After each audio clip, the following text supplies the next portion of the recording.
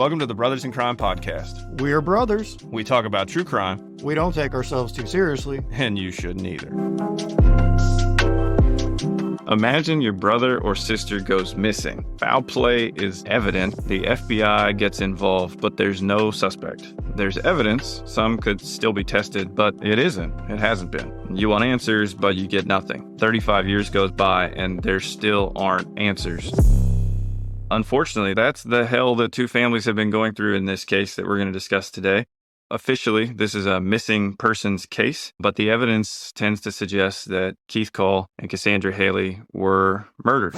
The case we're talking about in this episode is the third of 4 double homicides that took place in relatively close proximity in less than 3 years, commonly referred to as the Colonial Parkway Murders. You don't have to go back and listen to the previous episodes for this one to make sense. Just know that when we make reference to Kathy and Becky or David and Robin, we're talking about the first and second double homicide victims of the Colonial Parkway Murders, who were featured in the last 2 shows, episodes 4 and 5 respectively. We're back on the Colonial Parkway. Now it is April 1988, April 10th. It's a week after Easter, but it also happens to be Russian Orthodox Easter. Let's talk a little bit about Richard Keith Call. He was known as Keith. He never went by Richard. That was his dad's name. He went by Keith, so everybody in his family, his friends, that's what they called him. He lived with his folks in a rural area of Virginia near the Colonial Parkway, near the Newport News, Williamsburg, Yorktown area. And the town he lived in is pronounced Gloucester, I believe. It doesn't look like it's pronounced that way, but I have listened to it pronounced by a handful of people who are from there. Hopefully I didn't butcher it. So he's in Gloucester, Virginia. This is northeast of Williamsburg on the other side of the York River. To give you an idea of the setting here, in 1990, the county population was 30,000. And it's home to an annual daffodil festival. They take that very seriously. They are the self-proclaimed daffodil capital of America, which all got kicked off in the 1650s when daffodils were brought by some early settlers. And turns out that area was, I guess, really good ground for growing daffodils. I saw that Gloucester, and I wondered how you were going to pronounce that. The way you said it, I was thinking was the right way, because I think of like Worcester County in Maryland that has a C in it that you would never read and think is Worcester County. Yeah, it's like one of those French words where if you look at it, you're never going to say it right. You just have to know how it's pronounced. So from Gloucester Point, if you cross the York River on the George P. Coleman Bridge, you're basically at the entrance of the Colonial Parkway. So again, just trying to get some geography down here. Now, turning back to Keith, he's the middle child out of 5 kids. His dad was a manager at the Anheuser-Busch plant in Williamsburg, which was like a big employer, especially back then. And Keith's mom, she was a stay-at-home mom, so she was around taking care of the kids, doing all that stuff, probably working harder than Keith's dad. Being a stay-at-home mom, toughest job in the world. For real, yeah, no doubt. As a boy, Keith and his siblings played outside. You know, they did very typical 1980s stuff. They were playing hide-and-go-seek, they were building forts, and they were just out there living life, playing till dark, that kind of stuff. I'm sure you can relate to that to an extent. And then as Keith got older, he really got into sailing. He liked to sail. And now this isn't Lifestyles of the Rich and Famous sailing. This is like a really tiny little sunfish sailboat. He'd take it out on the York River. And that was like his hobby. That's what he liked to do. And a lot of these kids that lived in that area, the river was something everybody could kind of go down. You could hang out, you could go swimming, you could get on a boat, whatever. It just provided a source of entertainment, fun, place to hang out, things like that. Yeah, and sailboat fuel is still cheap today. That's right. One of the last things. I think it is taxed pretty heavily in Maryland, though. Probably. Now, Keith's brother described him as, one of his brothers described him as a very sweet and compassionate person. His older sister, Joyce, has said that he went to college at Christopher Newport University for computer science. Now, remember, this is 1988, so he's into technology. Like, this is a big thing for him. He's really into technology. And he's into it at a time, I'd say it was sort of, and you can speak to this better than I can because you're older than I am, but it wasn't like today where we all just, we're ingrained in it, we live in it, we realize the value of it. I think in the late 80s, and to hear her describe some of the stories, they kind of looked at it like, oh, we're glad this makes you happy, but what is the point of all this? So he was on the cutting edge in that way, that he was interested in it. That's what he was going to school for. He had and you would speak to this better than I would, I don't know if it's pronounced VIC or VIC-20 Commodore computer. With a TV as a monitor. Yeah, and apparently this was not cheap. This was pretty expensive back then. I remember the Commodores and I remember the Apple IIe I used one of those in ninth grade. We didn't have them in the school, but as an office assistant, I remember the secretary would go down to the smoking lounge and I'd type up the morning announcements on the Apple. Oh, that's funny. So Joyce, Keith's sister, she was on Bill Thomas's Mind Over Murder podcast in April 2023. They were talking about this case, about Keith's case. And she told some stories, and she talked about how excited Keith was when CDs first came out and how he was telling everybody, you got to listen to this. The audio quality is incredible. And for, any younger listeners, CD was what we had before everything went digital. Yeah, and before that was the cassette tape, which required you to rewind and fast forward and flip it over. And there was no easy way to find where you were trying to go on that tape. And I agree with Keith. CDs were incredible. It was just amazing, the sound quality. Yeah, and I mean, for a CD, you don't need a pencil to fix the tape ribbon if it gets messed up or whatever. That's right. Yeah. I'll date myself a little bit. I know a little bit about the olden days, as they might be called. Now, Keith had a longtime girlfriend named Selena. They had started dating when she was 16 back in 1984. And in the book that I've referenced, it'll be in the show notes a lot. It's really good, exhaustive take on these cases. Selena says that she can't even remember her wedding anniversary with her current husband, but she remembers the day that she started dating Keith, and that was April 21st, 1984. Wow. Both the book and Keith's sister talk about how much Keith enjoyed the band U2, which was up and coming at the time, and Pink Floyd. He and Selena had waited outside overnight one night for tickets to see U2 in Norfolk, Virginia. And Selena's talked about how they had this freedom that both parents gave them to go places, to do things, as teenagers, to stay out all night after prom. And they had this really good relationship with their parents where they didn't have to hide things and they had space to spend time together, do whatever. I think that's relevant because Selena and Keith's sister, Joyce, said that Keith, he didn't go to the Parkway and the Colonial Parkway, and that they didn't have a reason to. They didn't have to run off and hide if they wanted to spend time together alone.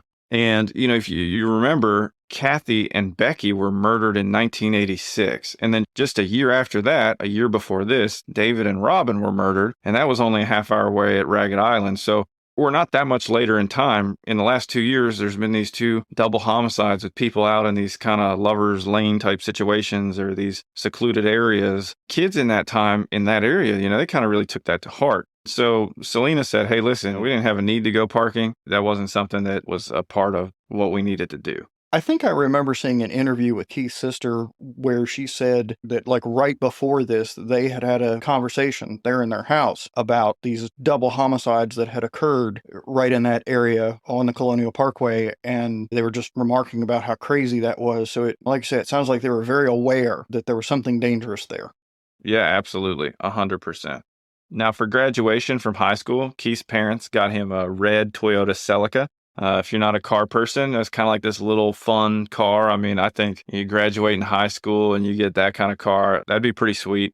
And my understanding is he enjoyed it. He was very happy about it. It meant a lot to him. He got vanity plates for it that read Keith's, like Keifs. After high school, Selena went to Old Dominion University for nursing.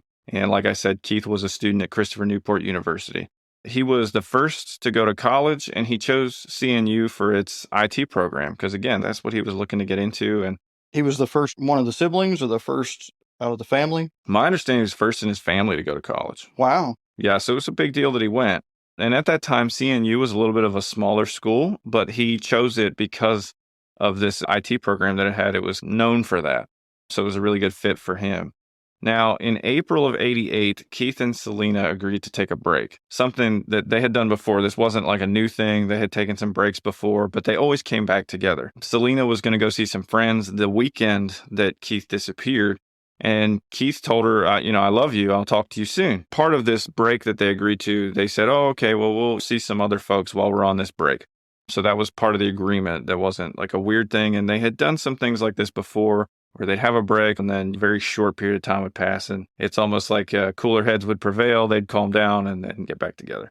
This same weekend, Keith asked out a woman from his business class at school, and her name was Cassandra Haley. Cassandra's father was in the Air Force and moved the family to Newport News for his retirement. She was the youngest of 3 girls.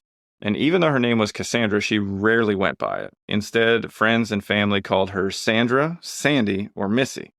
Her older sisters apparently gave her the Missy moniker, and even though they can't remember the exact origins, they like to, or at least have made jokes that's short for mistake. As the younger sibling, I can say that I've heard that more than once. No. Mom says it's like a happy accident, like Bob Ross and his little trees. Yeah, I remember, in all seriousness, I think Mom used to use some ridiculous phrase like that. All right, back to Missy. As a younger person, she was described as outgoing, a friend to everybody. She was a cheerleader. She babysat. She coached gymnastics. She worked at a hair salon as a receptionist, and she worked at a local shoe store. She really liked to be busy. Apparently. And she was highly organized, and it makes sense to have all this stuff going on. She clearly could multitask and juggle a lot of obligations and responsibilities. Friends describe her in a glowingly warm and friendly way, that even when she was mad, it didn't last long, and she really was never that scary. She was generous. There's stories about her lending money to coworkers and how she just cared for the people in her life. She really valued relationships, and her mom said she was just unique. She loved to watch football. And she had a secret relationship with a star football player in high school. She also liked going to concerts, and one of her favorites was seeing Cyndi Lauper. She liked listening to Prince and Pink Floyd, so she and Keith had Pink Floyd in common. The day after she graduated high school, she went to the Outer Banks with some friends, which was pretty common for folks who lived in that area. And then she ended up enrolling at CNU, but she wasn't really sure what she wanted to do moving forward, so she didn't declare a major her freshman year. And her friend Susan Scott described her as caring, good-hearted, and fun-loving, just a great person. Cassandra didn't have a boyfriend in 1988, and given how busy she was, it makes sense, right? If I had that much going on, I don't know that I could balance a relationship on top of that. So she was single at the time that Keith had asked her out. Now, Keith and Cassandra went out on this date that was really more of a social friend date than a romantic one by all accounts. Everybody described this, has really pointed that out, that it wasn't like this was supposed to be some like fancy date night at Applebee's kind of thing. This was more of just a couple of friends from college. We're going to go to the movies and we're going to go to this college party and we're just going to have a good time together. Keith and Selena, even though they're on a break, it sounds like it was just their usual sort of giving each other some space and deal. And they had even put an expiration period on their break. It was supposed to be a 2-week break. Wow, that's something. So I think it really just shows this is just the context of everything. Now, it was early April, and the weather was a bit chillier than normal. Remember, we're in Southern Virginia, but it hasn't really warmed up. The high was barely 50, and it was even colder at night. And we're going to get back to why that matters in a minute. Keith left his parents' house, and he went to his older brother's place to borrow clothes and to get his brother to buy some beer for him. I've never borrowed your clothes. They were a tight-knit family. Chris is Keith's older brother who was happy to oblige him. So Keith, beer in hand, dressed in two-tone brown slacks, a white polo, and a brown and gray cardigan, looking straight out of the 1980s, was ready for his date in his red Celica. And Cassandra was wearing some two-tone acid-washed blue jeans and a white button-up blouse. Are you having flashbacks right now? Is this taking you back? Absolutely, and I'm certain that those acid-washed blue jeans were peg-legged at the bottom, because that's just what you had to do. And as far as you borrowing my clothes, no, that could never happen because you couldn't pull off the style. Yeah. Yeah, I guess hammer pants is a bit past me. That's fair. Now, and it's funny, the first time I saw, there's a picture of Keith that's pretty widely circulated if you search his name. And he's not in the red Celica, he's sitting in another car. I think it's like a white Honda. And he's got like some 80s hair. I don't even know how you describe it, but it's like poofy but short. And he's got these kind of bigger glasses on, and he's just like sitting there with his hand on the wheel. And in that picture, I felt like I could be looking at you in it. It was crazy just how the style and everything like that, just how similar that was. It was jarring to me to see that. If we had known each other, we would have been friends. As I read Keith's story, like everything in the story is just check, check, check. Like we would have been friends, no doubt.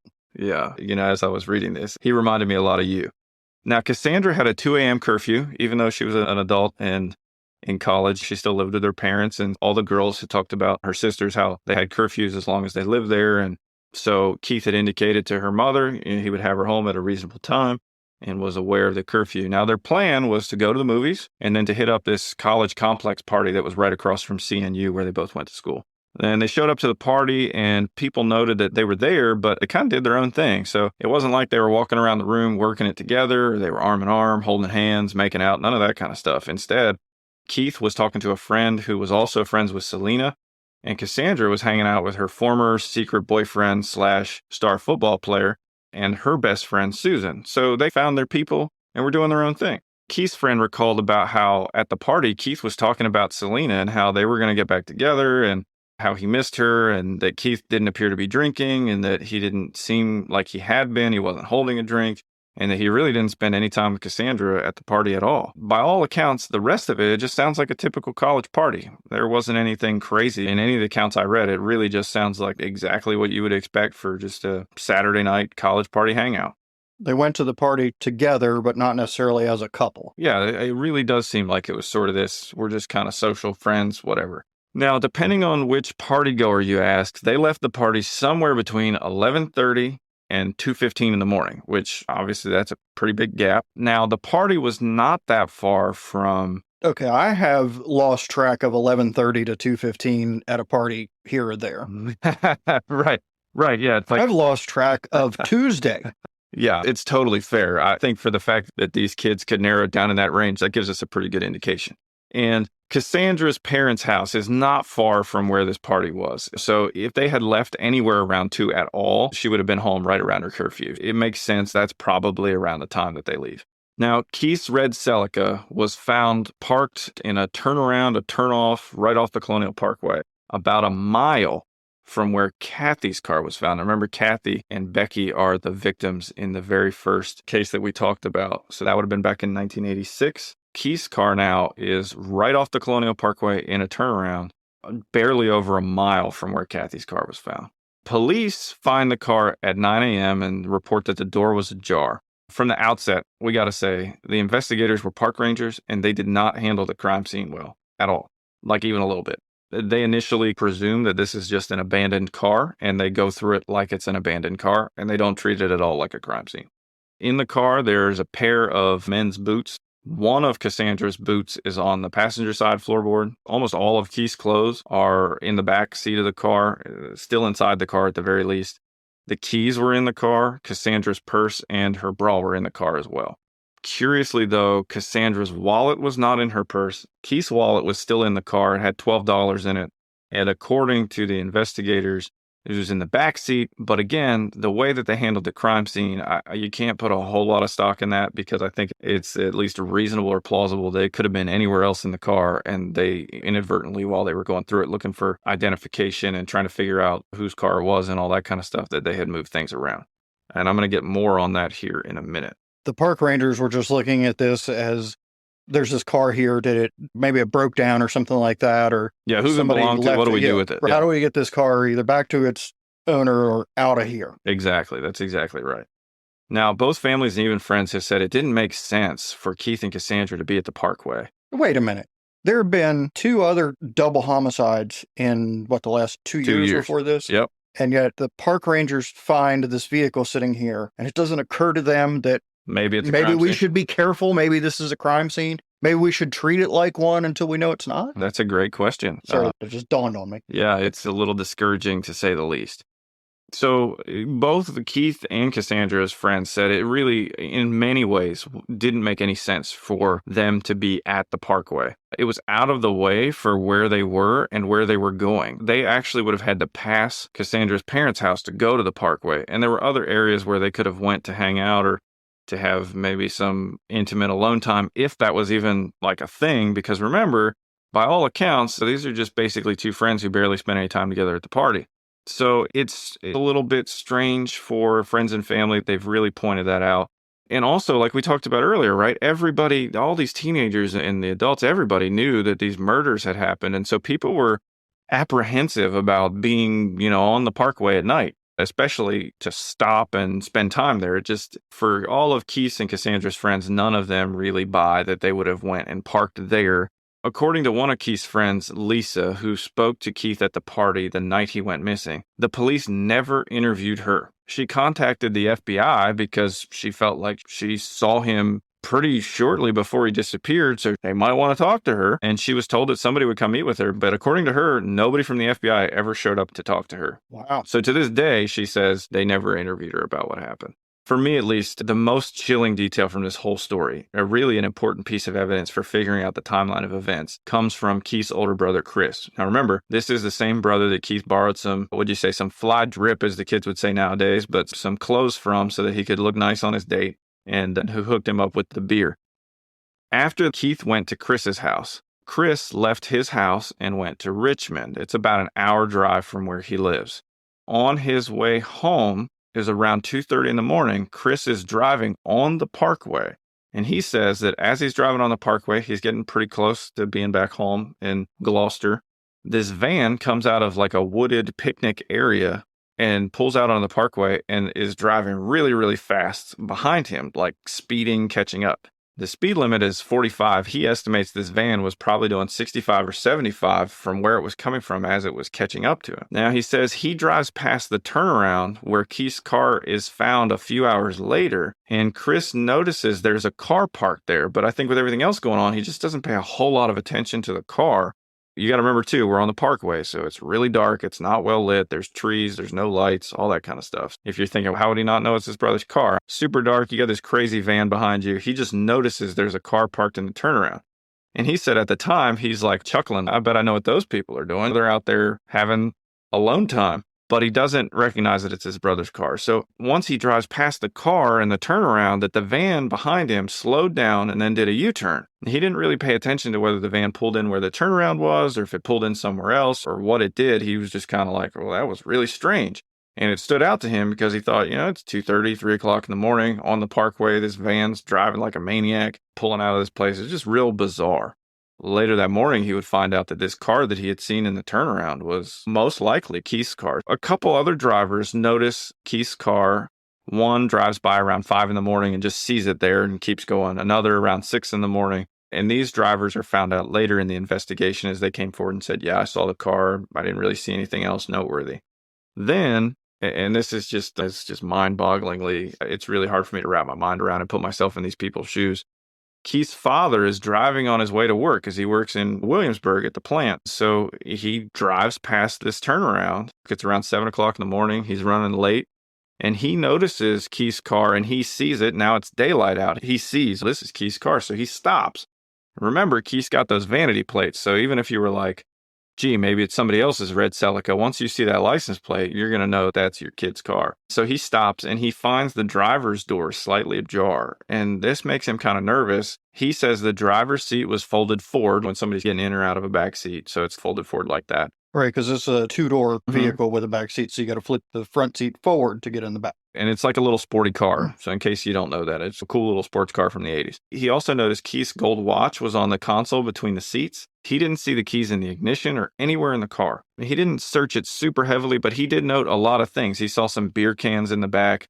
He noticed that there was a bunch of clothes in the car. He's running late for work. He sees this and he thinks, all right, well, your mind doesn't immediately go to the worst thing, I guess. So he just assumes, oh, they're teenagers, they're college kids. They must have gotten into something and I got to get to work. About an hour later, a park ranger shows up and he says that he finds the keys in the ignition. Now, a task force officer who's spoken about this case after the fact has said that the park rangers were just clearly in over their heads and that even they admitted that initially they thought this was an abandoned car like we talked about, and that's how they treated it. So this task force officer has said that he presumes that they went through the car looking for, like you said, indications. Who is it? What do we do with it? And then once they realized, oh, this is bad, they tried to put things back the way they found them, but that's only going to be so good. You're probably not going to do a very good job of that. What's interesting about it is the park rangers' initial theory that they fed to the media was, oh, these kids were here messing around and then they must have just went down the embankment and went skinny dipping. That's why all their clothes are here. So they looked at what they had and they said, let's come up with something to fit this narrative. And the thing they came up to fit the narrative was, even though it's 40 degrees or whatever and the water's freezing cold, and Cassandra's sister said she would never get in any water where she couldn't see the bottom, let alone the freaking parkway at night, and it's freezing cold outside. Also, like where they parked, my understanding is to get to the water from where they were would have been really difficult. It was kind of like a steep embankment and it wasn't an easy path to the water, where there were some other places to stop and be pretty close by where that wasn't the case. So if you really were going to go do that, that would not be the place to stop and go do that. You'd go to one of these other places. Yeah, you lost me on the skinny dipping. It's April and the temperature was like 50s during the day. So there is no way. Yeah, it's freezing. Yeah, I agree. They just come up with this. They give it to the media right away. And everybody is just, the families, everybody is like, are you serious? Is this a joke? Right. It was just as plausible that they were ice fishing. Now, you had asked about what it was that got the FBI involved. So remember, this is occurring on the Parkway, so there's federal jurisdiction there. That's why the FBI was involved in the first case with Kathy and Becky. My understanding is the park rangers didn't actually call the FBI. Instead, there was an FBI agent listening to his radio at about 7 o'clock in the morning on Monday, April 11th, and he hears this lead news story that rescuers are searching the Colonial Parkway for bodies of a young couple whose car was found yesterday at the York River Overlook.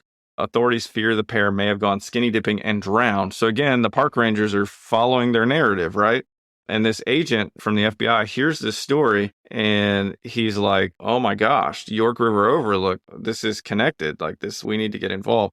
So he heads down to the federal building and he finds another agent and he says, you got to get up here. We got to talk about this. Since Kathy and Becky's murders, there had been a leadership change in the FBI in Norfolk. I can't believe the media ran with the story of we think they went skinny dipping and drowned. Yeah, it's just nuts. Like they've got a weather person there at the news station, I would assume, that would be saying... You just walk outside. It's cold out. It's crazy. As this agent reports to his command that there's a case here and I think we need to get involved, command agrees, the FBI leadership agrees, and they weren't convinced it was a murder just yet, because at this point, there's just a pair of missing young people.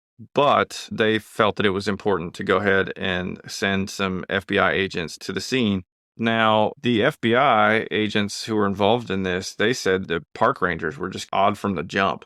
The way that they handled the car and the way they reacted to the FBI's presence. Some agents have said that the park rangers were defensive and almost acted like suspects in a way. It was just very odd because typically in law enforcement, Brothers in Blue, there's that sort of professional courtesy interaction. Especially this wasn't like, the FBI is coming in and they're taking over for some small town police force. These are federal park rangers, they're federal FBI agents.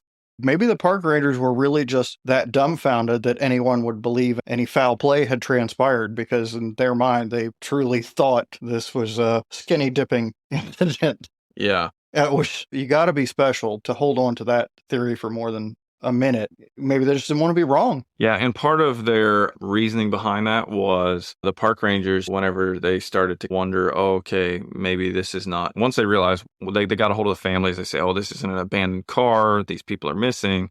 They brought some scent dogs down, and according to the park rangers, which again, is an open case, so we don't have the case files, we haven't seen the actual reports, but according to the media reports and what was going on and what the park rangers were telling the media at that time, the scent dogs basically left from the car and they followed down this embankment and then went down by the river. Take that for what it's worth. And who knows what exactly that means or what could have happened. Could have they been down there and then they weren't? Could they have been led down there and executed like David and Robin? I mean, it's hard to say.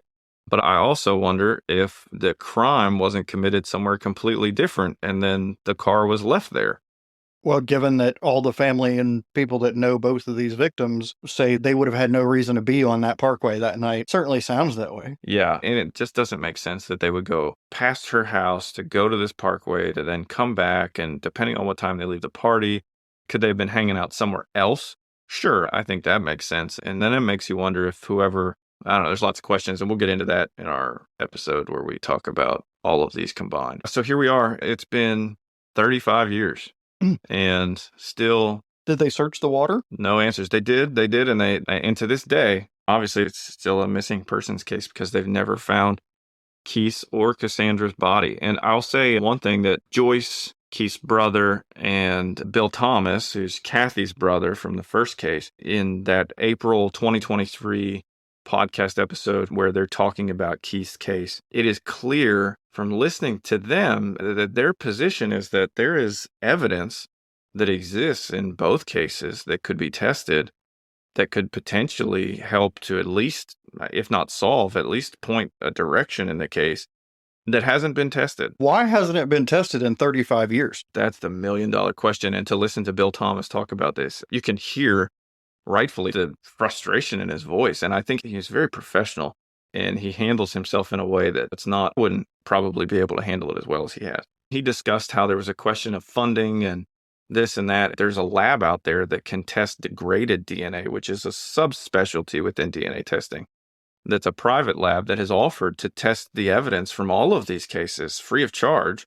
And the FBI, according to Bill, has indicated that, well, we can't do that because that's some kind of gift. It's nonsense. It's bureaucratic nonsense. And that's where, I think. All right, so we're not going to test it, but we're not going to let anybody else test it either. Right. Even though there's these other people who that's what they specialize in and they're willing to do it for free because this case is 35 years old and these people deserve at least an attempt to find some answers and maybe, I don't know, just a measure of closure. It's ridiculous.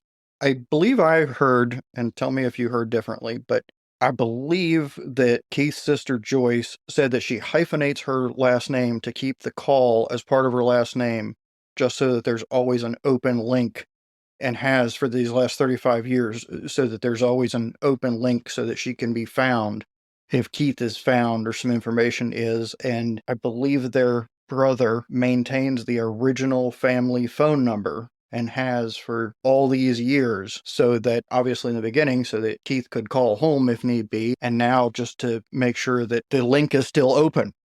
No, you're absolutely right. Think too, man, just the weight of that, like living every day. It would be awful to lose somebody that you care about, especially in such a horrific way as like Bill has lost his sister Kathy. But then you think about Joyce and her brother, and it's like just waiting. You're constantly just waiting for that other foot to drop. And then to know that the resources that the Federal Bureau of Investigation has, and I get that these are cold cases, but they deserve to be worked. And the fact that, like you said, 35 years and they still haven't tested, it's just uncalled for. And that's where I see talking about a case like this, I think is really important. And I hope that, if you're listening, you think, that's awful, and I'm not from there, or I don't know anything, or whatever. Okay, fine. But guess what? You got a voice. Reach out, contact somebody and say, hey, what are you guys doing about this? Why is this not getting done? Eventually, if enough people make enough noise, and bring light to this, I think that's what it's going to take to get some movement on it. It's a shame that that's what it takes, because it should just be being done because it should be done, not because so many people have to make a bunch of noise. If you know anything about what might have happened to these people, or you saw anything that night, the following morning, it might even be a small clue. By all means, please call your local FBI field office, call the Norfolk FBI field office, or certainly Bill Thomas, the brother of Kathy Thomas, who was killed there a couple years before. And we'll have his information in the show notes. That's right. And now, the perfect crime, not these idiots, stupid criminal brothers. For today's segment of Brothers in Crime, not the ones that do the podcast, but the ones that commit the crimes, we've got from the New York Post, the headline reads, New Jersey teens caught dumping murder victim in Pennsylvania woods after leaving hazard lights on. What do you think about that? Wait, what? These guys are dumping a body and they leave the hazard lights on? You got to follow the rules, right? So if you pull off on the side of the road, you should put your hazard lights on, right? I mean, that just makes sense. They're just being courteous citizens. This is dumb as shit. I know what happened, though. These people from New Jersey, so they were looking for a jug handle to try and make the turn. It had to be what happened to get where they could be. For sure. Yeah, I mean, they definitely didn't make any lefts on this trip. Oh, man. Yeah, so we've got, let's see, the New York Post reports Anthony Gamble, 19, and Joshua Gamble, 17. So to be fair, their prefrontal cortex is not fully formed yet. They're not 25, but they are, according to this reporting, going to be charged as adults. Anthony's 19, so that makes sense. But Josh, who's only 17, they report he will be charged as an adult. So they were taken into custody after Pennsylvania state troopers pulled over to check on what they assumed were disabled vehicles on the side of the road. And this happened in Richland Township in Bucks County. These cops, they walk up to this car. It's a Subaru and an Audi, and it's after midnight. And they find Josh just chilling on the ground in the woods, and he's got a glove and a bloody shoe. So they detain him, and then his brother, Anthony, he's running towards the car, and they see that he's got some blood-stained clothing on, and he's carrying gloves, and he was pretty quickly arrested. Dumbass Gen Z, 17 and 19. They're trying to ditch this body. They don't take just one car and leave the hazard lights on. They got two cars out there. Two cars, hazard lights. Yep, absolutely. Bloody clothing, running around the woods, all the evidence. So then, unsurprisingly, the next thing troopers found was a dead man's body in the woods not so far from the Audi. And they found that he appeared to have some stab wounds about his head, neck, upper chest, and arm. And that was according to the prosecuting attorney for Bucks County. Both cars, the victim, the knife, they were all found within 100 feet of each other. We're going to take the positive angle on this. Thank God for stupid criminals. That's true. The police work in this case was, it's as easy as it gets. I bet they had to go back and think this one through because it just is too dumb to be real. The cops had to be like shaking their heads that I know I would be. I would think this is way too flippin' obvious. It can't be what's going on. What am I missing? for sure. It is weird. And so as a result of this strange activity, the teens have been charged with criminal homicide, conspiracy, possession of an instrument of crime, and tampering with evidence. I hope they got something better than Common Core math in prison. The disappearance and presumed murder of Keith and Sandy was the third of 4 double homicides that took place in relatively close proximity in less than 3 years, commonly referred to as the Colonial Parkway Murders.